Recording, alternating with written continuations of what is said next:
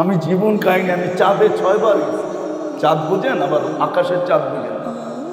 Africa একটা দেশ আছে চাঁদ, যেটাকে আরবিতে তাসাদ বলে, আমি 6 বার গেছি।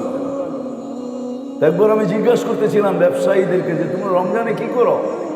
তো বলছে শোনো, নিত্য প্রয়োজনীয় বিক্রি যারা করে, প্রয়োজনীয় জিনিস যারা বিক্রি করে, ওরা ব্যতীত আমরা কেউ ব্যবসা করি।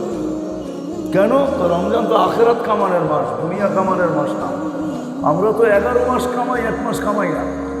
তো জিজ্ঞাসা করলাম নিত্য প্রয়োজনীয় জিনিসের দাম কিরকম হয়? তো আমাকে বলতেছে তোমাকে মুফতি মানাইল কে?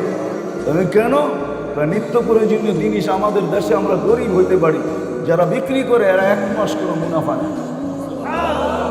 আমি বললাম কেন?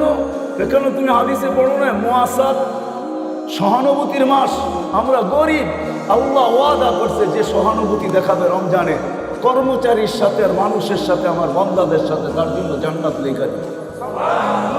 বলছে আমাদের কোনো ব্যবসায়ী যেই দামে কিনা, কস্টিং যতটুকু অতটুকু দাম নেয়, কোনো নিত্য প্রয়োজনীয় 1 পয়সা লাভ নেয় না। আমি বললাম যারা কিনে, তো বলতেছে একটা হাসির ব্যাপার আছে, রহস্যের ব্যাপার আছে। আমি বললাম সেটা কি? যারা কিনতে যায় ওরা দোকানদারকে বলে তুমি তো জান্নাত কামায় নিলা, আমাকে জান্নাত কামানোর সুযোগ দিবে না?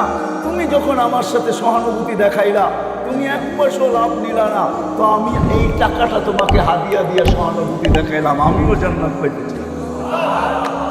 বলেন লাভ বেশি পায় না কম পায়? হ্যাঁ, হয় আমার জাতি যদি বুঝতো।